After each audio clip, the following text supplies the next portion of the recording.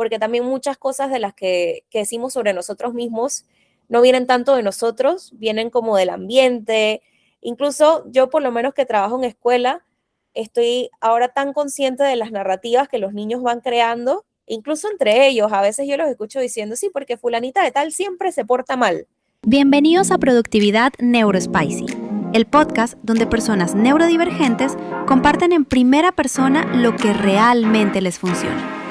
Cada episodio, un invitado, una historia real y estrategias concretas. Este podcast es posible gracias a Focusverb. Hola, bienvenidos a un nuevo episodio con una nueva invitada. Ella es psicóloga y neurodivergente. Desde niña sintió una curiosidad genuina por las personas y cómo funcionan. A los 22 años descubrió que estaba en el espectro y eso lo cambió todo. Esa experiencia la llevó a querer crear recursos y espacios seguros para adultos neurodivergentes. Ha trabajado en comunidades vulnerables y educación infantil y hoy acompaña a personas neurodivergentes a revisar su historia, entender cómo funciona su mente y a desarrollar adecuaciones que promuevan su bienestar. Desde Panamá, Laura Padilla. Bienvenida, Laura. Hola, muchas gracias por recibirme. Muchas gracias a ti por tu generosidad y por aceptar la invitación. Bueno, entrando en materia, me gustaría preguntarte cómo fue ese proceso de descubrir tu diagnóstico, darte cuenta que estás en el espectro a los 22 años. Bueno, yo de niña siempre me sentí diferente, o sea, como, no sé, sentía que había como una distancia entre mí y las otras personas, como que sentía que no encajaba en ningún lado. Y no sé, esto tuvo muchos nombres, yo incluso de adolescente llegué, o de niña, yo decía que yo era psíquica, porque yo me daba cuenta como que de los patrones y de las cosas que le pasaban a los demás. Llegué a pensar, ¿será que soy clarividente? Después como que, y varias veces me llevaron a evaluar. La primera vez que me llevaron a evaluar fue a los 3 años porque estaba teniendo problemas de coordinación. Y porque o sea, no quería participar en las clases en el preescolar, me gustaba, hablaba mucho, aprendía rápido, pero no me interesaban las clases o jugar con los otros niños. Pero claro, esto fue en el 2003, entonces en ese momento ni siquiera hablamos de espectro autista, hablábamos de Asperger's, del autismo clásico, del síndrome de Rett con las niñas. Entonces lo único que me identificaron fue como una inmadurez motora, así que eso fue lo que se me trató. Más adelante en la escuela me evaluaron para TDAH, pero tampoco cumplí con los criterios. Ya después salió el DSM-5 y me volvieron a evaluar como a los 15, 16 años, pero tampoco encontraron, tipo, no dieron con nada. Y bueno, yo seguí normal con mi vida, como tuve tantas experiencias positivas con psicólogos, porque al final no recibí un diagnóstico, pero yo como niña sí tuve una experiencia cómoda, pues sí me sentí validada y las terapias sí me ayudaron mucho con mis habilidades sociales y con estas cosas. Yo también decidí estudiar psicología. Entonces, en la carrera tampoco, nunca cruzó por mi radar que yo estaba en el espectro. Sí salió el tema de las altas capacidades y cómo esto se parece al autismo. Eso sí fue como el diagnóstico que recibí con mis evaluaciones, de que estaba como en el rango de altas capacidades y ese fue como que el tratamiento que recibí, ¿no? Pero nunca nada sobre el espectro. Incluso en la carrera tenía profesores que decían que una persona con autismo no podría estudiar psicología. Entonces yo decía, claro, yo definitivamente no soy. Pero luego termino de estudiar, empiezo a trabajar con niños y trabajaba en esta escuela y tenía una estudiante que yo empecé a sospechar que ella estaba en el espectro. Entonces yo no iba a decirle nada a los padres de ella sin saber, así que me puse a estudiar y leyendo dije como que, oye, esto se parece mucho a mí. Entonces empecé a leer más y yo dije como que, ok, no, ya voy a buscar como el diagnóstico y no fue fácil porque de cierta forma sí tuve que como que pelear por él, tipo debatir con el psiquiatra que me atendía en ese entonces y como que demostrarle de cierta forma de que sí lo estoy, incluso con otros psicólogos, porque como lo enmascaro tan bien, y claro, he hecho todo un proceso de desenmascarar, pero me crié como una persona neurotípica, así que a simple vista no se me nota. Y digo, es invisible. Esto de que se debería notar o no es una falacia.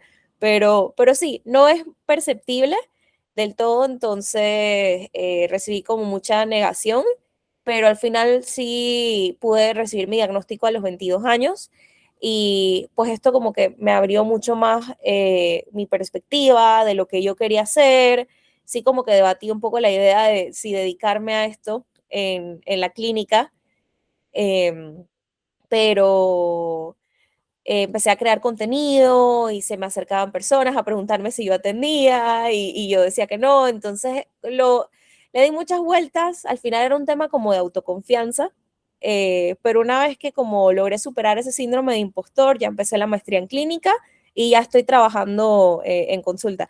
Me preguntaste por el diagnóstico y me fui para allá, pero todas esas cosas han sido parte pues de mi experiencia. Sí, o sea, surgieron varias cosas en el mismo camino, porque gracias a tu profesión, a lo que estudiaste y querer diagnosticar a una persona, fue que te metiste a investigar y descubriste tu propio diagnóstico también, ¿cierto? Sí, o sea, no era para diagnosticarla, era para decirle a la mamá que notaba como Mm. algunas señales, porque en ese momento trabajaba de maestra, ¿no? En un Ajá. preescolar. Así que sí, fue como informándome como para poder psicoeducar y entonces ahí es donde como que me cae la realización de que yo comparto todas estas características. Sí, wow. Oye, y dentro de de tu historia que contabas, me llama la atención también que escuchaste esta frase de que una persona autista no puede estudiar psicología. ¿De dónde venía la creencia o el pensamiento de quien dijo eso? Yo creo que viene de una interpretación muy literal de lo que dicen los manuales diagnósticos sobre las dificultades con la interacción social, porque incluso yo no hablaría de dificultades, yo espero que cuando salga la siguiente edición del DCM hablen de diferencias, porque, porque eso ya se ha investigado muchísimo. No es que tengamos un problema de empatía, hay un problema de doble empatía, como que hay un estilo de comunicación distinto entre personas neurotípicas y personas neurodivergentes.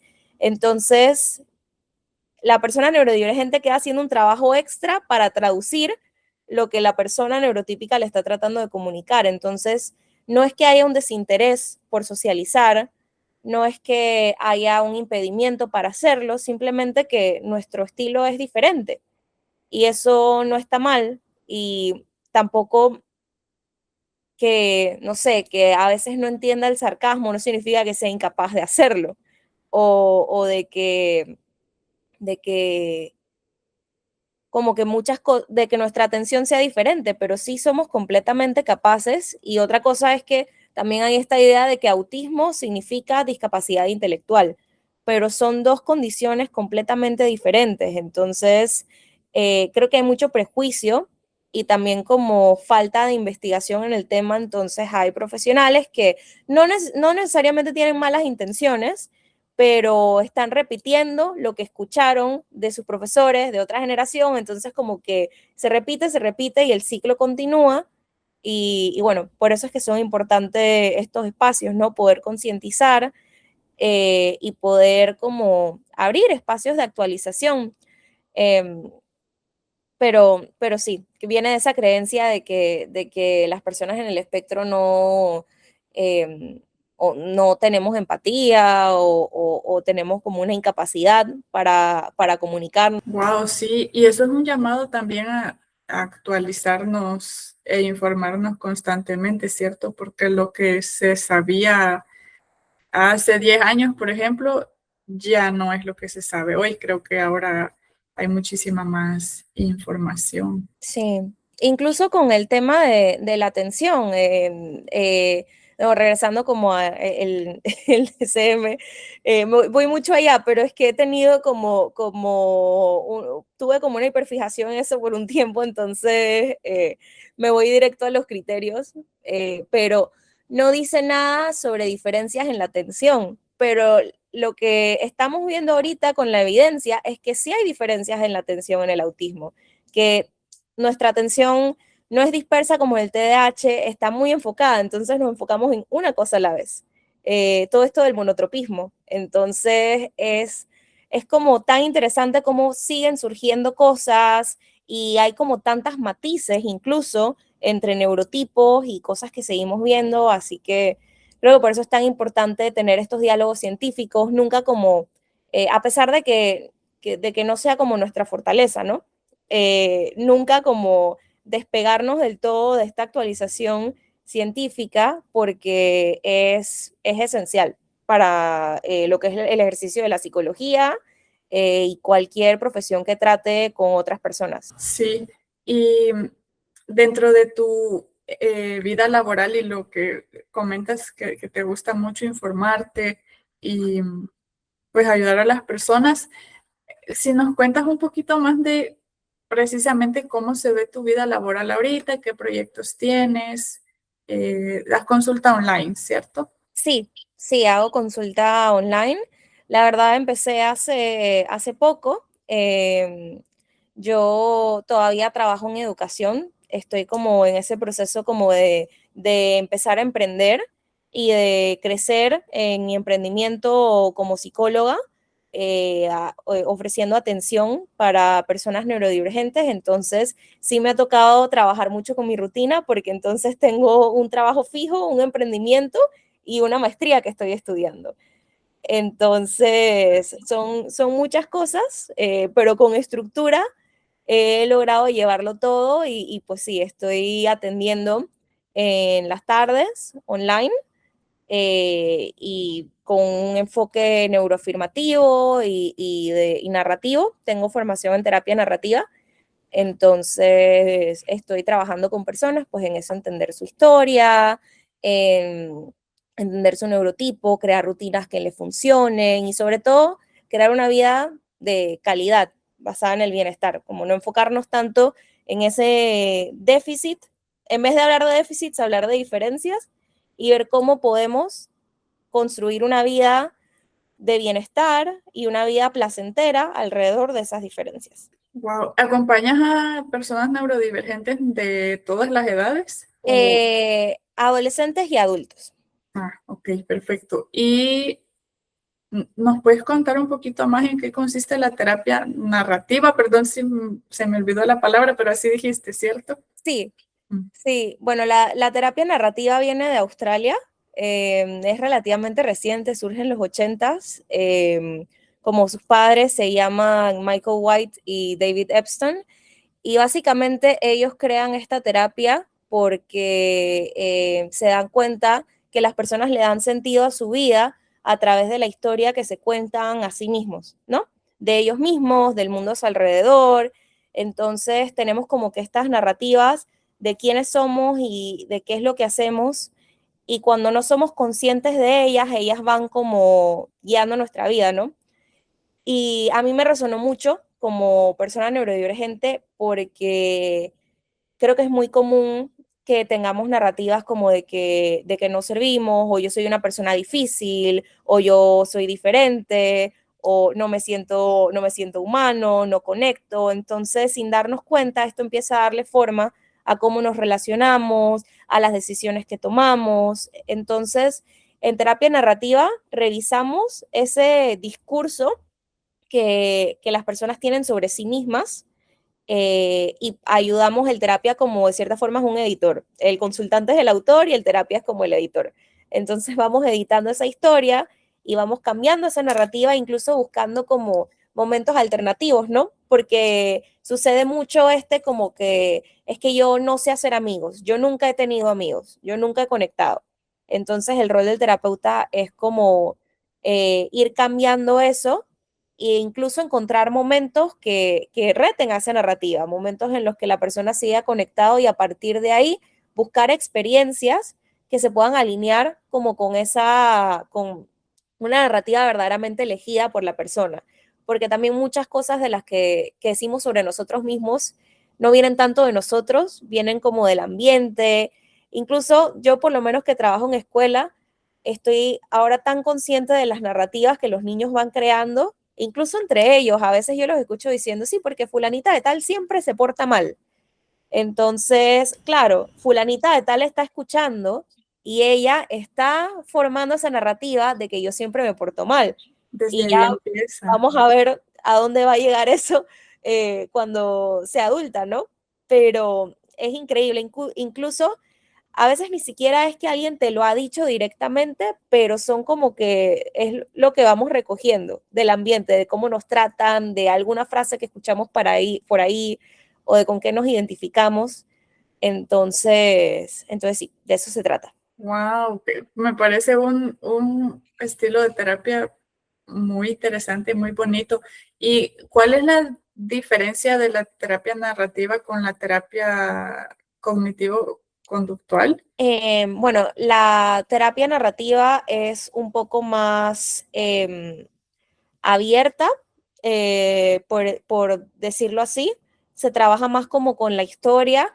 En la cognitivo-conductual se trabaja con los pensamientos y con las conductas de la persona, pues es lo que dice el título, ¿no? Entonces hay mucho de, pues, este diálogo socrático entre el consultante y el terapeuta, donde se van como desmantelando las creencias y las distorsiones cognitivas y se van estableciendo, o sea, hay mucho como de exposición y de trabajar con lo que hacemos y cómo a través de la conducta vamos cambiando nuestros pensamientos y vamos mejorando nuestra situación emocional, eh, que no lo descarto. De hecho, mi maestría es en terapias contextuales y estoy también en ese proceso de formarme, porque yo como psicóloga creo que en vez de como de casarnos con una sola manera de hacer las cosas, es bueno tener una caja de herramientas amplia porque cada consultante es diferente. Y más trabajando con personas neurodivergentes. Incluso he trabajado con personas con las que me encantaría aplicar narrativa, pero a veces primero hay que trabajar los pensamientos y las conductas para poder llegar a ese punto de conciencia, porque sí demanda mucha conciencia de tus pensamientos y de tus emociones, así que es un proceso. Wow, sí, y claro, entre más herramientas tienes, mejor puedes acompañar, justo por lo que decías ahorita, en este momento hay que iniciar con esta otra herramienta, pero más adelante podemos aplicar la que yo en verdad veía para ti desde el inicio. Y Laura, bueno, yo estaba viendo tu perfil y creo que tienes múltiples pasiones o, mejor dicho, múltiples talentos, porque además de psicóloga que acompaña a personas neurodivergentes, que te encanta especializarte y encontrar diferentes maneras de acompañar a las personas,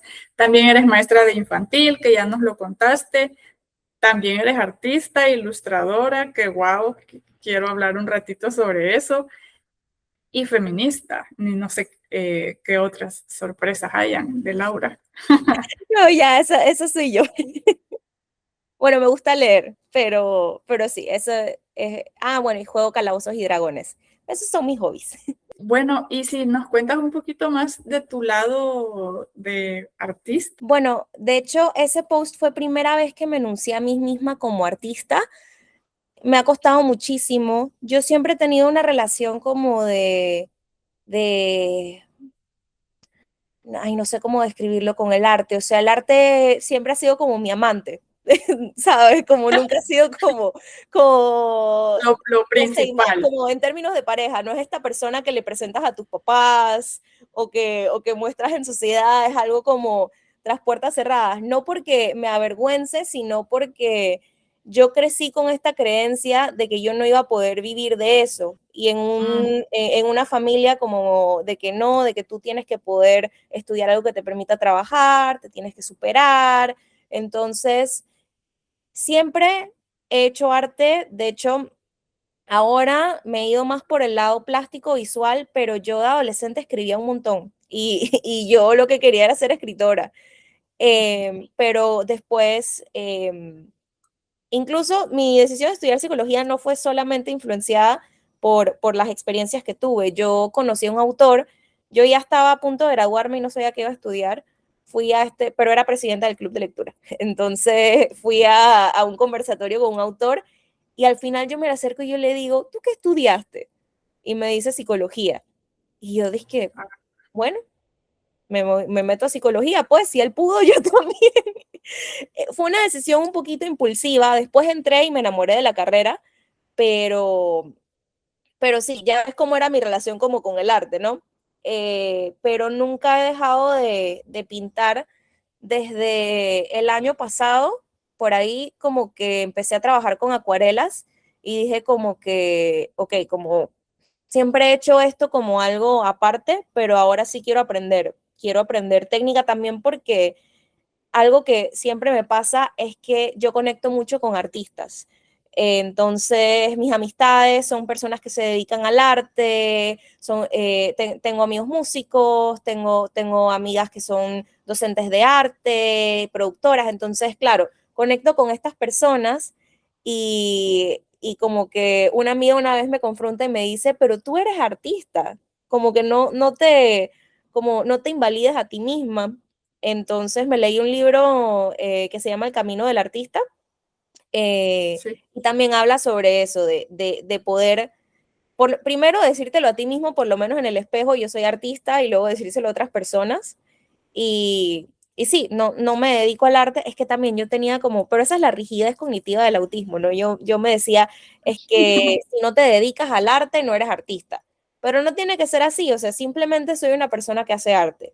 Entonces, desde hace ya como un año vengo como en ese proceso de aprender más, de verdad dedicarle tiempo y aprender técnica, que era algo que no me había permitido hacer antes. Sí lo hice de niña cuando me metían en clases, pero ya llegó un punto donde dejé de ir. Entonces he estado aprendiendo teoría del color, de contrastes y bueno, ahora que dentro de unas semanas tengo vacaciones, voy a ir a clases de acuarela por primera vez. Eh, pero, pero sí, estoy en eso y empecé a hacer arte digital, no me gustó tanto, así que me voy más por las acuarelas, pero sí, trato de dedicarle al menos una hora a la semana a sentarme a pintar. Ay, wow, qué lindo que le logras dedicar un espacio todas las semanas. Y yo he leído un libro, no es el mismo El Camino del Artista, no lo he leído, pero me hiciste recordar de un libro que yo leí y me ayudó mucho por una relación mía un poquito parecida con el arte. Se llama Libera tu magia, de la autora que escribió Comer, Rezar, Amar. Y a grandes rasgos, en mis palabras, trata de permitirnos vivir nuestras pasiones, nuestra creatividad, y cuenta muchas historias en las que la persona no necesariamente se dedica profesionalmente a su otra pasión, pero sí es algo que le da mucha felicidad en su vida. Sí, Entonces, me exactamente. encanta que te dejes espacio también. Sí, me permite como externalizar. Yo por lo general pinto animales, me encanta. em, y a veces me quedo bastante tiempo trabajando en lo mismo. Llevo ya casi que, o sea, llevo ya rato trabajando en la misma ilustración de un pájaro, pero porque justo escuché sobre ese pájaro en un documental y me quedé dándole vueltas a lo que representaba, es el halcón reidor, pero acá en Panamá hay un mito de que si tú escuchas ese halcón significa que alguien va a morir. Entonces, sí, como explorando como que toda esta relación con la muerte y todo, entonces, sí. Pero siempre como que asocio un animal a un significado, ahí voy también como dándole sentido a cosas mías, más allá como de las palabras, ¿no? Ay, qué lindo, me gusta mucho. ¿Y qué otros intereses particulares o hobbies tienes? Bueno, me gusta leer. em, Ahorita estoy en un club de lectura, que era algo que no hacía desde adolescente. Bueno, te dije que estaba en un club de lectura y que fui presidenta, porque me encantaba y yo quería llevar ese espacio, era como mi lugar seguro en la escuela. Y digo, ya después, algo que me pasó, que siento que, de lo que he hablado con otros psicólogos, siento que nos pasa mucho, que somos personas que nos gusta leer y luego entramos a la carrera y hay que leer tantos libros y tantos papers que llega un punto donde ya como que le pierdes el gusto a la lectura. O sea, nunca dejas de leer porque siempre estamos leyendo como cosas relacionadas a nuestro trabajo. Digo, es un trabajo que depende de la escritura y la lectura. Pero dejé de leer ficción y hasta hace poco, bueno, no, ya llevo como un año en esto, leyendo consistentemente, me metí a un club de lectura, me encanta, es estructurado, todos los meses tenemos un libro y a la última semana del mes nos reunimos, los domingos a la misma hora, cambias el lugar y el libro, pero no sé, es algo que como que me estructura y también me da una oportunidad como que de compartir y de hablar de eso que me mueve.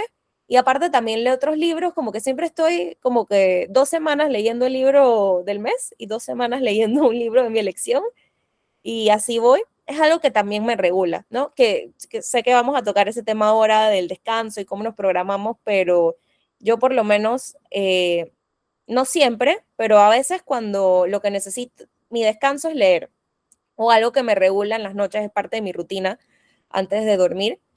Y lo otro que hago es jugar Calabozos y Dragones, me encanta. Eh, ya yo lo había escuchado por ahí, creo que lo había visto en The Big Bang Theory, después lo vi en Stranger Things, pero nunca había tenido la oportunidad de jugar hasta que un día estoy reunida con mi mejor amiga y estamos hablando como man, nos encantaría tener un grupo o poder como jugar, así como hacen en Stranger Things. Recién había salido la temporada esta con Eddie, que como que dirigía el grupo de los chicos y se veía como súper divertido. Entonces empezamos a llamar amigos, a ver quién está como interesado y armamos un grupo y así entre todos aprendimos a jugar. O sea, nadie tenía experiencia, pero buscamos los manuales, buscamos videos, aprendimos. Y bueno, después conocí a mi pareja que también juega, entonces ahora tengo como distintos grupos en los que juego. Sí me interesaría hacer talleres como ya como psicóloga, o sea, un poquito más terapéuticos, que utilicen la herramienta del juego de rol, porque a mí me ayudó mucho a desenmascarar, como poder crear un personaje y de fantasía, como, no sé, poder como desligarme un poquito de la máscara y de jugar a través de un personaje mío. Y eso también, los adultos no jugamos. En algún momento, en la adolescencia, dejamos de jugar. Y cada vez más temprano los niños dejan de jugar. Pero eso es terrible para nuestra salud mental. Y tener estos espacios, no sé, como que me permitió también conectar mucho con mi alegría, que era algo que yo tenía súper enmascarado y como con este goce. Y sí, no juego siempre porque entre más uno avanza en la vida adulta, más es difícil ponerse de acuerdo con las amistades para jugar. Y es un juego que te exige reunirte. Entonces, sí, juego como una vez al mes. En un mes de suerte jugamos 2 veces al mes, pero sí. Oye, y yo, la verdad, nunca he jugado Calabozos y Dragones y todas mis referencias de Stranger Things. Así que te quiero preguntar, o sea, los personajes, cada persona crea como va creando su personaje, o son personajes establecidos que el juego tiene. Está la opción de usar personajes establecidos, pero lo más divertido es crearlo tú. O sea, el juego te da opciones de clases, que son como los roles. O sea, en el juego siempre estás como en un party, en un equipo.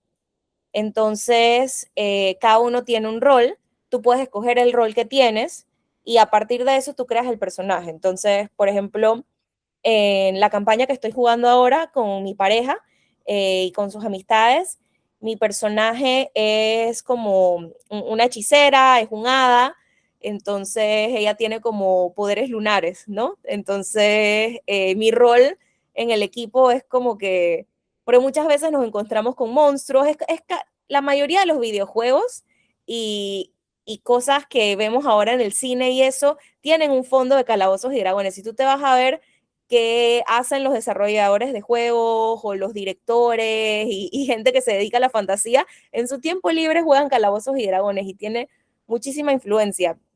Entonces, Por ejemplo, ese es mi rol, entonces mi personaje como que usualmente se queda como un poquito más atrás, entonces como que tiro magia y eso. Hay gente que hace personajes que son como más peleadores, que utilizan armadura, que van al frente con la espada, que encaran a los monstruos. Otros que hacen personajes que no atacan directamente, pero que tienen poderes de sanación. Entonces, si alguien del equipo está herido, entonces esa persona va y ayuda. Pero sí, hay de todo. Y yo he creado distintos personajes. Ahorita mismo, esa es la que uso, pero en el pasado, en otra campaña, tenía otra que era como, en inglés se dice rogue, en español es pícaro, pero ella como atacaba así como desde las esquinas, ¿no? Entonces tenía una ballesta, entonces me escondía y tiraba con la ballesta. No sé, es difícil de explicar. Hay gente que dice que es como tener una alucinación colectiva con tus amigos. Yo quiero decir fantasía. Fantasía Sí. es el término correcto. O sea, es una fantasía que construyes y así como en un videojuego que te creas tu personaje, que le pones el pelo como te gusta, la ropa que te gusta y escoges las armas que quieres que tenga, es igual, nada más que en papel o bueno, nosotros, o sea, por lo menos con el grupo que juego, sí tenemos la aplicación, pero sí, todo, o sea, todo es imaginación. Incluso trabajamos con un tablero con cuadros y con personajes impresos en 3D, entonces como que los vamos moviendo y vamos como imaginando, ¿no? Y hay una persona que es como el Dungeon Master que narra el juego. En Stranger Things es Eddie y después es Mike. Bueno, primero Mike, después Eddie y luego Mike otra vez. Eh, pero es la persona que narra, y ese es el rol de mi pareja. Entonces va narrando el juego y diciendo como qué va pasando, entonces los personajes reaccionamos y pues interactuamos entre nosotros, pero como desde el personaje. Entonces es muy divertido. Wow, sí, sí, de verdad me parece muy divertido y me emocioné escuchándote. Y no suelo jugar mucho, pero 100% lo que dices, deberíamos jugar más. Y gracias por explicar un poquito más porque ahora entiendo y relaciono porque dices que puede ayudar a desenmascarar y a descubrir mucho de nosotros mismos. Te quería preguntar también, volviendo un poquito, porque nos emocionamos con otra cosa y se me olvidó preguntarte, porque se me vino a la mente si te gusta la arte terapia o si has pensado acompañar con arte terapia, porque creo que combina dos pasiones tuyas. Sí, sí lo he pensado. Ahorita estoy enfocándome en hacer la maestría en clínica. Porque claro, eso también me abre, o sea, puedo hacer otras cosas, el proceso de evaluación y diagnóstico, que creo que es algo que por lo menos hay demanda y como que hace falta como profesionales conscientes en ese tema, entonces estoy trabajando para poder ofrecer eso y claro, un servicio mucho más especializado. Con la parte de atención, ya la parte más de psicopatología. Em, Así que es algo como en lo que me estoy enfocando en este momento, pero sí he pensado como explorar el lado de la arteterapia más adelante cuando termine porque se solapan como muchas cosas, ¿no? De lo que hago, tienes razón. Sí, en cuanto porque hablamos primero de tu profesión, luego hablamos de tu gran pasión por el arte y se me vino a la mente, pues que creo, no sé, no conozco mucho ni nunca la he hecho como paciente, pero pues creo que es algo que a mí personalmente me llama la atención y que tú como profesional creo que lo podrías hacer muy bonito. Y bueno, cambiando un poquito de tema, vamos a empezar a hablar como de rutina diaria, de cómo vives tu día a día. ¿Tienes tu rutina de la mañana estructurada, hábitos que sigues todos los días o no? Sí, de hecho, algo que hablo con mis consultantes es de que tenemos una idea muy rígida de lo que es una rutina, de que me levanto a las 5:30, de 5:30 a 5:40 me baño y de 5:40 a 5:50 me visto, no sé, como que en realidad es mejor tener secuencias, porque las secuencias son más flexibles. Siempre es la misma secuencia, pero la hora puede cambiar, suceden cosas, pero mantenemos una secuencia. Entonces sí tengo como una secuencia de la mañana en la que hago mis cosas, ¿no? Me levanto, me preparo para ir al trabajo, desayuno, em, y bueno, luego llego como al trabajo y, y no sé, me preparo para el día, ¿no? Y claro, mi día en el trabajo sí es muy estructurado porque trabajo en escuela, entonces es importante, pero incluso creo que tengo como la bendición de trabajar en una escuela que no tiene timbres, o sea, no tiene campanas. Entonces el horario lo llevamos como los maestros, sí, hay horas fijas en las que llevamos a los niños al parque o en las que los niños comen, pero en el salón también es como una secuencia, entonces las cosas no siempre se dan a la hora que tal cual, porque todos los días son diferentes, pero siempre iniciamos con el mismo saludo, con la misma rutina de sentarnos en la alfombra y tengo como visuales de lo que es el día con los niños. No todos los días como los reviso con ellos, pero incluso en días en los que yo no me acuerdo como decir, en la mañana vamos a hacer esto, en la tarde esto, ellos mismos revisan el visual y me dicen como, Miss, ahora tenemos clase de arte. Y yo como, sí, sí, estás pendiente. Eh, sí, bueno, mi rutina de la mañana está muy marcada por eso. Creo que la de la noche sí tengo una secuencia que te puedo decir que es como que con la que sí es como lo que más me funciona y lo repito todos los días, independientemente de la hora que me acueste, porque claro, a veces durante la semana no todos los días tengo el mismo volumen de consultas, no todos los días hago tarea, no todos los días salgo, entonces siempre me acuesto como entre 10, 11 de la noche, pero varía, ¿no? Entonces, en la noche sí tengo un spray de eucalipto. O sea, primero como voy al baño, me preparo, o sea, toda la higiene personal. Pero ya después cuando ya me acuesto en mi cama, sí pongo mi spray de eucalipto y ese olor como que ya estoy condicionada que cuando siento el olor de eucalipto, que es hora de relajarse. Entonces, leo un rato y ya me duermo. Eso sí, todas las noches son así, independientemente de dónde esté o qué pase, mi spray de eucalipto y la lectura. Ay, guau. O sea, esos son definitivamente los hábitos en la noche que te ayudan a desconectar, relajarte y lograr descansar. Sí, creo que ahí sí me voy como muy por la parte de condicionamiento, pero me ha funcionado mucho tener como que un olor que asocio con la hora de ir a dormir, Ujú. porque durante la noche yo tengo muchas ideas. A veces sí, antes de dormir lo que hago es que grabo un mensaje de voz y ya como que esto lo seguimos pensando mañana. Eso cuando tengo la mente como muy movida, pero como que, no sé, desconectarme un momento de la rumia también, porque yo tengo esa tendencia, entonces como tener el indicador sensorial y aparte la actividad de leer que me desconecta de mi ansiedad, me ayuda muchísimo ya como a relajar el cuerpo. Qué bueno que te ayuda a ti personalmente y la verdad son muy buenos tips para copiarte. También te quería comentar que me llamó mucho la atención lo que dijiste de ver más el día a día como secuencias y no como rutinas.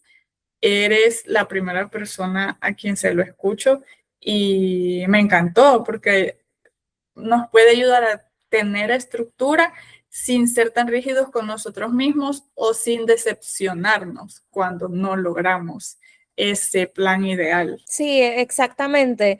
Y no es que la secuencia reemplace la rutina, sí, lo que cambia es que esté marcada por tiempos y que tengamos esa expectativa que no es muy realista de que hay que hacer las cosas para cierta hora y porque, de nuevo, cada día es diferente.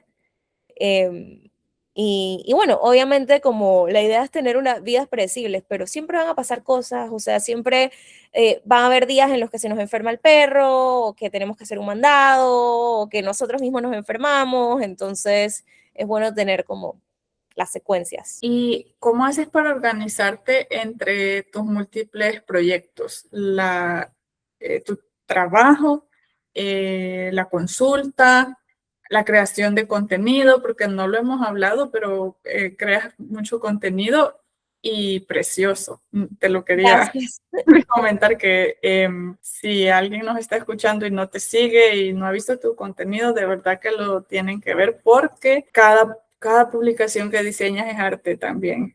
Ay, Muy, muy, muy gracias. atractivo visualmente, me gustó muchísimo. Gracias. Sí, yo trato de que mi estética como que vaya de mano como con los colores que me gustan y no sé, siento que así se ve mi cerebro, entonces trato como que incluso, o sea, mi botella de agua está llena de stickers, o sea, para mí todo está Ajá, como decorado, pero sí, como trato de mantener como cierto orden, ¿no? Pero bueno, de cómo me organizo, trato sí. como de segmentar las cosas. Por lo menos con el trabajo yo tengo la filosofía de no traerme trabajo a la casa. No siempre es realista, a veces hay periodos de evaluación que hay que entregar observaciones y en esas semanas sí lo tengo que hacer, pero no es siempre, es 3 veces al año, entonces es manejable, ¿no? Em, pero por esa parte trato como que de hacer una separación entre lo que es mi trabajo, lo que es mi emprendimiento, lo que es la universidad, em, y como que divido los días. Yo no atiendo todos los días y tampoco tengo como, o por lo menos en este momento, no estoy, como en mi enfoque no es tener esta consulta súper llena y como vivir exclusivamente de eso porque pues tengo mi trabajo y todavía estoy culminando la maestría, entonces sí tengo como que mi plan programado de transición, pero en este momento pues estoy como en las etapas iniciales del emprendimiento. Y bueno, yo valoro muchísimo pues a todas las personas que han confiado en mí como psicóloga para iniciar un proceso conmigo. Eh, Así que eso lo valoro y también por eso valorando como el proceso de mis consultantes y tomando en cuenta de que trabajo, trato de no saturarme. Entonces, no atiendo más de 3 personas en un día. Siempre dejo un espacio antes para poder revisar las historias clínicas, alguna herramienta que vaya a trabajar y un periodo después para tomar nota de lo que trabajé. Y los días que tengo marcados como que días en los que no atiendo son días para estudiar y crear contenido. ¿Qué hago para poder no quemarme después del trabajo, obviamente? Porque yo necesito Ah, regular ajá. el cuerpo y todo. Em, Hay una herramienta que me ha ayudado mucho que es la rueda del descanso.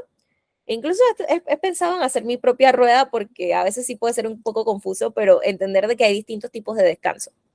Entonces, por lo menos yo cuando salgo del trabajo he identificado que yo estoy agotada más que nada sensorialmente y una fatiga como de decisiones.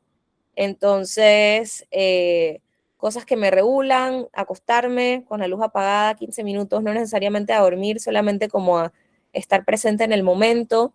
Tengo un peluche con peso que a veces me pongo aquí así en el pecho y eso me regula mucho.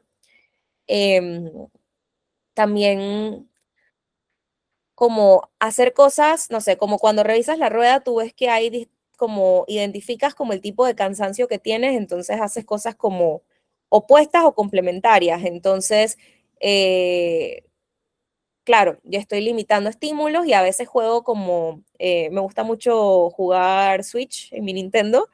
Entonces, sí, me gusta Stardew Valley, me gusta Pokémon también, entonces jugar media hora, despejar la mente y entonces ya estoy lista para mi consulta. Em, También me funciona mucho programar como tipo las tardes en las que sé que esa tarde voy a hacer contenido o que esa tarde voy a trabajar en cosas de la universidad.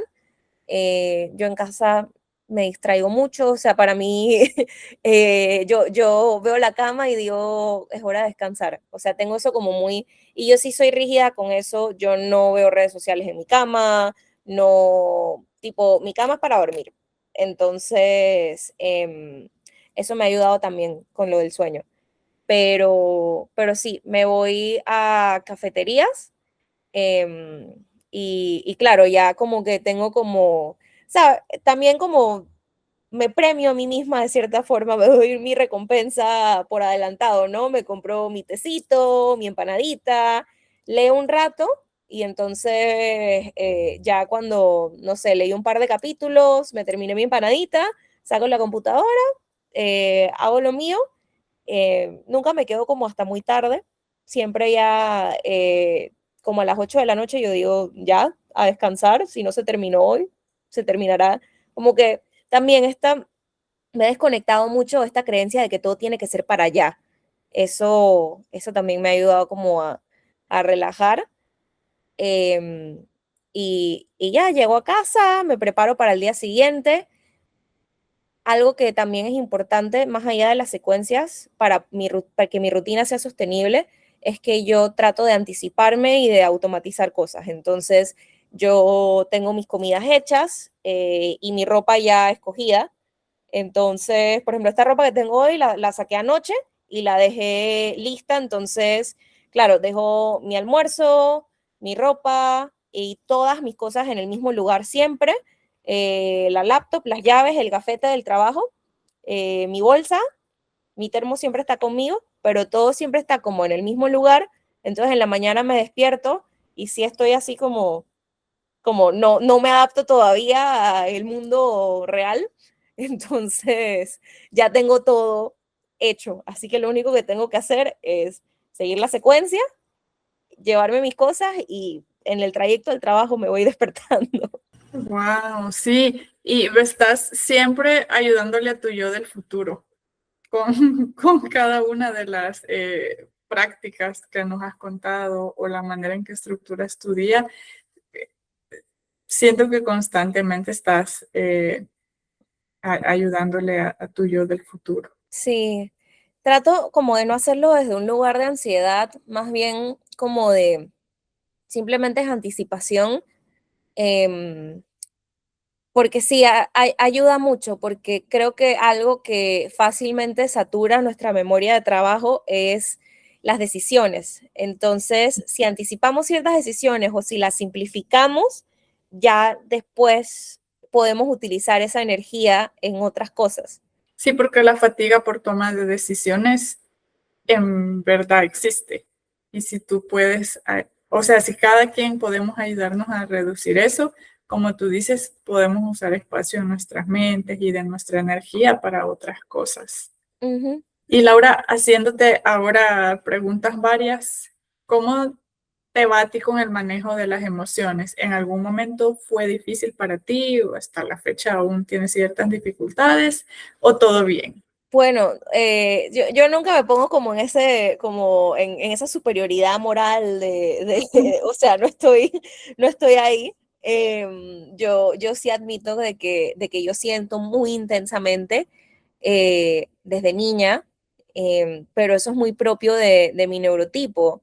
Em, Como, no sé, las emociones para mí son una experiencia como de cuerpo completo. Entonces sí he tenido que trabajarlo mucho y yo voy a terapia, cuido esa parte. Algo que fue muy poderoso para mí fue atenderme en terapia DBT, dialéctico conductual. Estuve en un grupo de habilidades, aprendí muchísimo sobre cómo regular mis emociones, también porque constantemente estoy disponible, ¿no? Para acompañar a otras personas a regularse, tanto con los niños como en mi trabajo como psicóloga. Entonces, sí fue un proceso. Creo que siempre he estado como en contacto con mis emociones y no me es difícil identificarlas. Em, Creo que para mí el problema era más como que yo como todo lo echaba para adentro porque yo veía mi enojo como algo malo. Entonces, sí, fue como todo un proceso aprender a expresarlo adecuadamente, a poner límites, pero también yo no sabía que en todo este proceso, porque también algo que pasa es que valorizamos las emociones, entonces es casi como si cada quien tuviera su ranking. Y yo la emoción con la que más estaba conectada y que más me permitía sentir era la tristeza, pero tuve que aprender a ponerle límites a mi tristeza, no impedirme sentirla, pero decirme, ok, Laura, en este momento estás triste, en este momento necesitas llorar, vamos a llorar, pero cuando nos regulemos vamos a seguir, o sea, vamos a hacer lo que tenemos que hacer o lo que queremos hacer. Como que ya no me desactivo. Pero sí, ha sido un proceso de aprendizaje, nunca dejo de aprender y creo que nuestras emociones nunca, o sea, siempre están como evolucionando, ¿no? Distintas cosas nos generan distintas emociones y, y siempre es bueno mirarlas e ir como conversándolas, así que, y también trabajando con otras personas en salud mental, creo que es importante que cada psicólogo tenga su proceso terapéutico y eso es algo pues que no desatienda. Qué bueno. Y justamente hablando de las emociones, el último post que has compartido es sobre la importancia de la alegría autista. Me pareció muy bonito y valioso que le deje el espacio a hablar de eso. Me gustaría que también nos comentes un poquito sobre eso acá, por favor. Pues sí, lo que me inspiró es que precisamente era abril y entonces en todas partes, no importa cuántos años pasen, estamos en el 2026 y la imagen que predomina es la del niño y siempre es blanco, haciendo así. Cierto. Entonces, como que esa es la única cara del autismo, cuando no es así. Eh, y también siento que se le da como más protagonismo a los episodios de desregulación, a los meltdowns, a estas entrevistas con mamás haciendo el duelo por el diagnóstico y llorando, que la experiencia de las madres es muy válida. No digo esto para invalidar, pero cuando toda nuestra atención se va a una sola narrativa, formamos creencias que no son correctas y dejamos de lado otras cosas. Entonces, dejamos de lado que las personas en el espectro sienten alegría y que nuestra alegría también es intensa y de que por lo menos las personas que enmascaramos es de las primeras cosas que aprendemos a enmascarar, porque claro, cuando nos sentimos alegres, la emoción es tan grande que necesitamos mover el cuerpo, aletear, hablamos más, hacemos infodumping, entonces, por lo menos a mí de niña, cuando me emocionaba mucho y eso, de una vez los adultos a mi alrededor me iban diciendo que le bajara. Entonces, eso fue lo que yo aprendí. E incluso, ni siquiera tienen que ser como que los padres, en la escuela también era como la niña rara, ¿no? Entonces, cosas que para mí eran felices, como, no sé, hablar de ese momento estaba obsesionada con, con un musical, nunca lo pronuncio bien porque yo no pronuncio bien la R en francés, Le Miserable, pero tipo, no sé, yo quería cantar, pero entonces yo era la rara por cantar, pero esa era mi manera de expresar alegría. Entonces, fueron cosas que fueron como que poquito a poquito escondiéndose hasta que llegué a un punto donde me costaba mostrarme feliz, incluso reírme de otras cosas que las personas decían, no sé, como que estaba muy rígida todo el tiempo. Pero a través del juego, de eso que te comentaba, de jugar calabozos y dragones, de conectar con otras personas neurodivergentes, de identificar que esto estaba pasándome y poder como que encontrar espacios donde me sintiera segura y poquito a poquito expresarlo cada vez más, eh, he podido como soltarlo.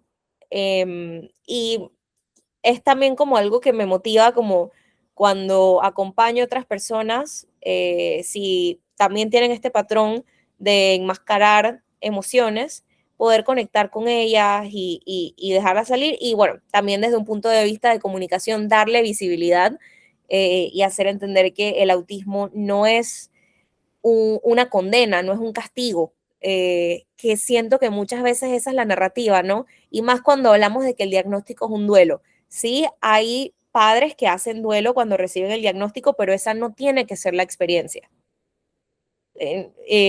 No sé, es como lo que quiero transmitir, ¿no? Así que sí, son muchas cosas en un solo post. Y creo que también habla mucho de tu personalidad, que en un mes en el que todo el mundo está hablando, pues sí haciendo conciencia, pero desde hablar de las dificultades que no vamos a negar que existen, pero creo que es súper lindo y valioso que tú hayas resaltado también ese lado que prácticamente no se habla y que sí existe. Sí, exactamente. Creo que poquito a poquito hay más visibilidad. A mí me gusta este reality de Netflix, Love of the Spectrum, que no sé si lo has visto, es como... No he visto un episodio o la serie completa, pero sí he visto como clips en internet. Sí, sí tengo como que la observación de que tienen un perfil como, o sea, se enfocan como en personas como en el segundo nivel del espectro. Ujú. Entonces, sí había una chica que era más un perfil un poquito más similar al mío, que enmascaraba más, pero claro, no estuvo en más temporadas porque creo que no es como, no es tan emocionante. No sé, hay muchas teorías, ¿no? Ella nunca ha dado como la razón como tal, pero sí, hay teorías de que no era tan emocionante verla porque no se le notaba que era autista.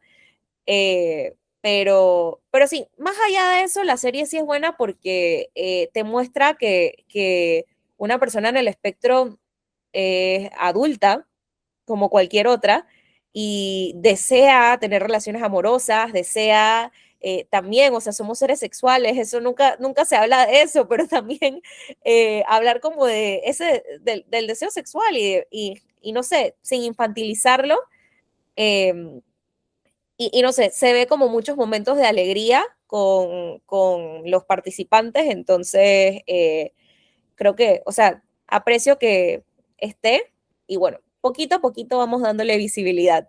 Sí, y de verdad que sí, porque incluso en el mundo o en el negocio del entretenimiento, pues se va dando espacio también a visibilizar esto, a incluir personajes en proyectos que representan esto y como dice, sin volverlo infantil, o sea, de una manera respetuosa y más realista, pues se va incluyendo también todos estos temas en el mundo del entretenimiento, que creo que pues también es un paso, porque incluso con otros temas eh, ha tomado tiempo que sean incluidos en las películas, en las series, etcétera, ni más ni menos que, por ejemplo, incluir a más latinos, más representación de gente latina o de otras razas y con mayor razón, pues el tema que estamos conversando nosotras hoy. Y bueno, ya de las últimas preguntas para ya luego pasar a irnos despidiendo. ¿Cómo te va con el tema de las finanzas personales? Bueno, creo que fue un tema de mucho aprendizaje. em, Más que la neurodivergencia, no, sí ha impactado. Ha impactado dos cosas, como en mi proceso de mi relación con las finanzas. Creo que mucho como las creencias de que, o sea, de mi familia, de cómo se manejaba el dinero. em, no sé, yo siempre fui como muy restrictiva con este tema. Incluso todavía como que me cuesta, cuando compro algo para mí, me da como mucha culpa, como algo que no es extremadamente necesario. Ajá. Entonces, eso es un tema que todavía trabajo. Y bueno, eh, no he tenido problemas con impulsividad, más que nada ha sido como esa rigidez. O sea, es una mezcla de las dos, es una mezcla como que de las creencias que venían de mi entorno y de mi rigidez cognitiva de cómo se debe gastar el dinero y de cómo debe funcionar. Creo que como este proceso de crecer como adulta y de tener una tarjeta de crédito para mí fue como que y sigo siendo muy estructurada con eso, o sea, como que yo siempre tengo mis pagos al día, trato de no tener deuda, y sí, creo que lo que más he tenido que trabajar ha sido como que la rigidez de cómo deben ser las cosas, a más como una relación un poquito más como amigable con mi dinero, ¿no? Eh, pero sí, creo que nunca está de más como educarse. hay recursos, hay una creadora que sigo que se llama Finanzas para Perritos. Ella es neurodivergente y da como tips y eso. Entonces, ver consejos así de otras personas neurodivergentes que dando consejos sobre manejo del dinero, sobre inversión, sobre estas cosas como seguros, tarjetas de crédito, préstamos, me ha ayudado como a ir soltando la culpa y estructurándome más. También esto de tener como una cita con el dinero, le dicen un money date. eh, no lo tengo tan estructurado, pero por lo menos los 15 y los 30 de cada mes sí me siento, reviso mi cuenta, veo todo. No he como hecho, como hay gente que se va como a un restaurante o se cocina algo rico y como que trata de hacer una experiencia amigable como para no tenerse miedo, porque antes sí como que le tenía pavor a ver mi cuenta de banco, ya me he desensibilizado, entonces eh, creo que también porque sí, creo que depende mucho de la relación que cada uno tiene con el dinero. Así que sí, eso de tener como estructura y de perderle el miedo y la culpa es lo que me ha ayudado. Ok, ok, gracias, qué bueno. ¿Y algún libro o herramienta que te gustaría recomendarnos? Em, Confieso que no me he leído un libro como tal, he visto muchos reels, he visto muchos TikToks, y como incluso no puedo darte fuentes, te puedo dar esa cuenta, Finanzas para Perritos, me encanta, la creadora es psicóloga, entonces, sí, eh, hay otra en inglés, que sí te debo el nombre. Hay otra creadora que sigo que también tiene TDAH, que habla de finanzas, y me gustan mucho los consejos que da ella, pero tampoco he como llegado al punto de leerme un libro, eso, pero sí, estoy conectada como por las redes. Pero definitivamente voy a buscar Finanzas para Perritos. De hecho, mientras te oigo, a ver, si me has visto escribir es porque cositas que me llaman la atención las he anotado y Finanzas para Perritos lo escribí porque Ahí, lo voy a taguéala, hagamos comunidad. buscar. Sí. Y sobre un libro que nos ayude con alguno de los otros temas que hemos platicado o que simplemente te gusta y crees que es una lectura que vale la pena recomendar. Bueno, siento que el clásico es como Unmasking Autism, Mm, para comenzar, el de desenmascarando el autismo. Em, pero, pero, no sé, creo que más allá de libros, como que las respuestas muchas veces están como en la práctica y en la comunidad. Creo que ha sido como eh, parte de mi proceso, como escuchar mucho a los demás y a las experiencias de las personas. Y también es algo que me gusta de la perspectiva narrativa, que dice que cada quien es como experto, ¿no? De su vida y de su experiencia, entonces poder como, tenemos mucho conocimiento por dentro y eso también es importante validarlo, pero claro, con los libros, ese siempre lo recomiendo como para comenzar este proceso de descubrir, y hay un recurso que me gusta porque es práctico. El tema es que está en inglés, pero es muy bueno. Es como un manual de terapia dialéctico-conductual para personas neurodivergentes. Se llama como The Neurodivergent DBT Manual y tiene explicaciones puntuales y actividades que podemos aplicar para mejorar nuestra rutina, para saber qué adecuaciones necesitamos, cómo pedir adecuaciones. Eh, Habilidades de conciencia plena, de mindfulness, de regulación emocional. Y más allá de la teoría, siento que eso es muy valioso, como que poder tener herramientas que nos permitan transformar nuestro estilo de vida. Así que déjame buscártelo, lo tengo aquí mismo. Siempre lo tengo a la mano. Se llama, The Neurodivergent Friendly Workbook of DBT Skills. Eh, un poco largo el título, pero está gratis en internet. Sí, está en inglés, pero Es muy bueno. Ok, wow, lo voy a buscar también y pidamos permiso para traducirlo al español. Le escribí al autor, no he recibido respuesta, pero ahí Y bueno, estoy. ojalá que recibas, qué Sí. bueno que ya tienes eso en el mapa. Es que siento que ese también es un tema, como que todo está en inglés Ujú, y todo tiene como un punto de vista muy del norte global, ¿no?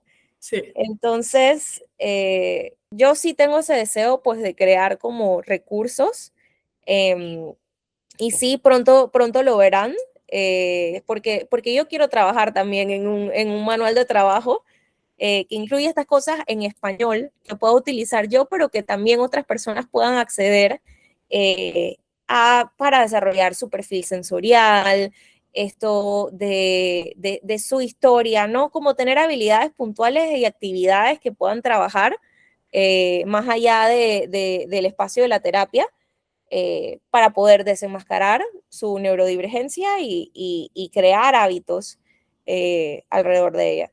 sí, es muy necesario que haya más herramientas y contenido científico y de herramientas, etcétera, en Sí, español y para el contexto de Latinoamérica, sí, creo yo eso también. también. Es que yo no soy tan de libros, yo soy muy de artículos, por lo Ujú. menos con las cosas de mi profesión, o sea, de psicología.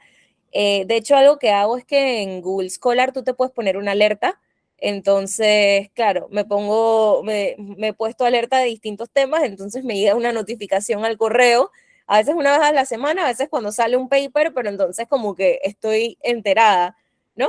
Y así es que me mantengo actualizada, porque sí me gusta dedicar mi tiempo de lectura como a cosas ya como que me despejen. Entonces, siempre estoy leyendo de temas diferentes, pero lo de mi profesión en artículos.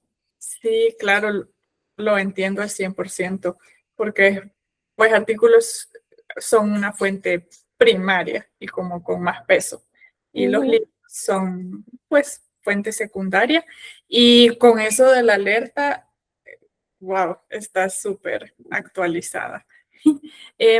¿Cómo puede la gente encontrarte en internet y seguirte, ver todo lo que publicas, conectar contigo? Bueno, yo solamente estoy en Instagram, no me he expandido a TikTok, pero lo he pensado por ahí, tal vez, no sé, es que creo que antes era más como de grabarme hablando, ahora siento que me expreso mejor con la palabra escrita, pero siempre es bueno también hablar un poquito. Pero sí estoy en Instagram, @laurapadilla.sic. Y sí, ahí pueden encontrarme, leer mis posts y sí. Ok, muchísimas gracias, Laura. Y repito nuevamente, si alguien nos está escuchando hasta este punto y aún no te sigue, de verdad vayan a ver su perfil, porque todo tiene una estética muy bonita, es parte de quién eres, creo yo, pero sobre todo estos últimos, desde que te reactivaste, están muy lindos, además de muy informativos. Y creo también algo que quiero decirte, que compartes información que no se encuentra en otros lados o que no es como dentro de la misma temática. Resalta mucho tu contenido, tanto por la información como por su estética. Así que 100% me ha encantado y recomiendo que te sigan. Ay, gracias, lo aprecio mucho. Sí, de verdad. Y sí, creo que lo bonito y lo bueno vale la pena decirlo. Para despedirnos, ¿hay alguna frase o reflexión que te gustaría compartirnos? Ay, no sé, cuando estoy en el spot como que, no sé, no se me ocurren, creo que lo que es más importante para mí comunicar con este tema de las neurodivergencias es que siempre hay cosas que se pueden hacer. El primer paso es como reconocerlo, creo que lo primero que hacemos es buscar como el diagnóstico, pero hay un mundo de cosas que podemos hacer para mejorar nuestra calidad de vida y hacer hábitos que promuevan nuestro bienestar. Y ese es como mi mayor enfoque, crear una vida de calidad, crear vidas placenteras y que la vida siendo neurodivergente puede ser placentera, se pueden cumplir metas, se pueden lograr muchas cosas. Lo importante es entender tu neurotipo entender tu historia y saber trabajar alrededor de eso. Perfecto. Muchas gracias, Laura, por toda tu generosidad, todo lo que nos has compartido, tanto de consejos como de tu vida hoy. Te lo agradezco mucho. Muchas gracias a ti por el espacio, lo disfruté muchísimo y bueno, me encanta la iniciativa de Focusware y créeme que también los estaré recomendando a ustedes. Muchas gracias. Hasta la próxima. Chao. Este episodio llega a ti gracias a Focusware, una app creada por personas neurodivergentes para mentes neurospicy, aunque funciona para cualquiera que quiera organizarse mejor. Combina guía de hábitos en tiempo real con bloqueo de distracciones en todos tus dispositivos. Arrancas bien el día, te enfocas en lo que importa y te desconectas cuando toca. Descubre más en focusware.io.